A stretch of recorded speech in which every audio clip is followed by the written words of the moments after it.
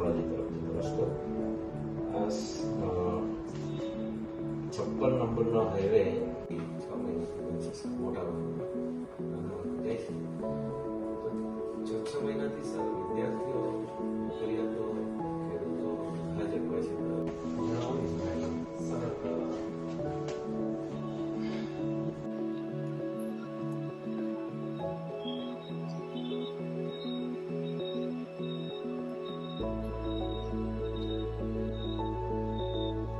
આ કયા મુદ્દે આવેદનપત્ર લઈને આવ્યા છો?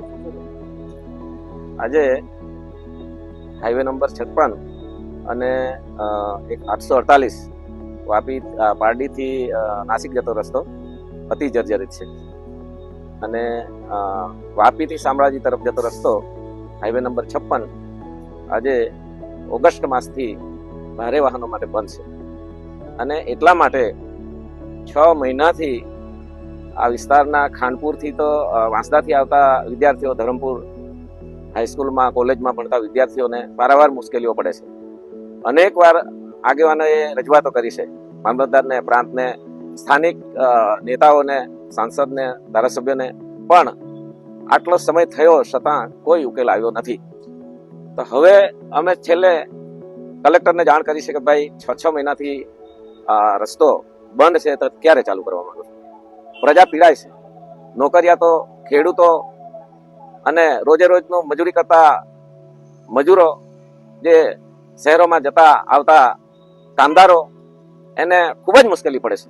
ત્યારે આ રસ્તો વહેલામાં તકે ચાલુ કરે અને જે પુલો જર્જરિત છે એ પુલોના થકી આ રસ્તો બંધ છે.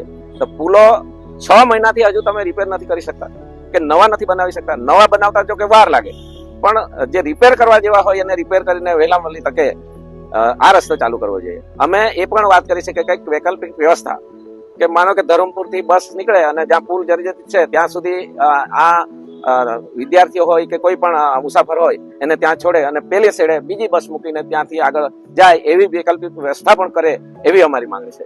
અને આ વ્યવસ્થા આ લોકો વહેલી વહેલી તકે કેટલા દિવસમાં કરો એ પણ અમને કલેક્ટરને કીધું છે. તો એમણે કીધું કે અમે ટેકનિશિયન બોલાવીને વહેલી તકે આ પુલોનું સર્વે કરીને અમે કામ ચાલુ કરીશું.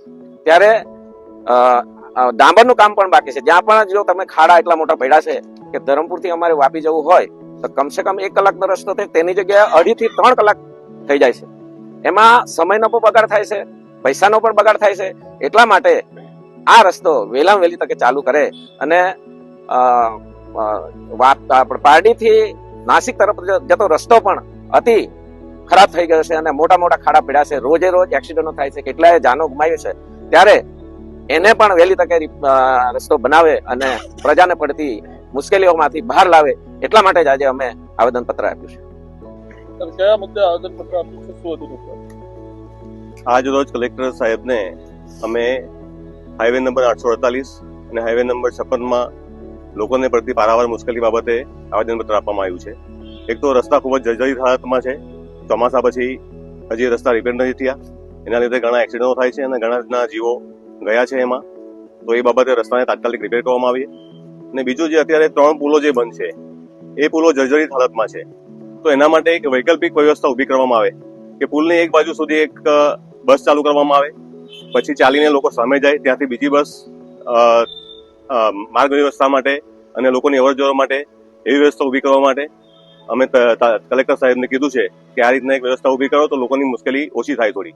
બાકી 15 થી 20 કિલોમીટરના ફેરાવા લોકોને લાગે છે અને એમાં સમયનો ખૂબ વેડફાટ થાય છે, ડીઝલનો ખૂબ વેડફાટ થાય છે અને યોગ્ય ટાઈમે લોકો પહોંચી નથી શકતા. અને આજે તમે વૈકલ્પિક વ્યવસ્થાની જે રજૂઆત કરી છે કે આ છેડેથી પેલા છેડે ચાલતા સામે બસ મૂકવાની, તો તેમાં બી એ જ વસ્તુ આવશે.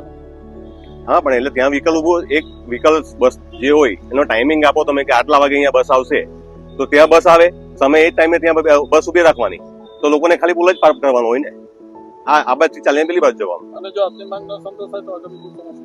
તો આમ આદમી પાર્ટી આક્રમક રીતે આંદોલન કરશે, ગાંધીજીની જેમ આગળ આંદોલન કરશે.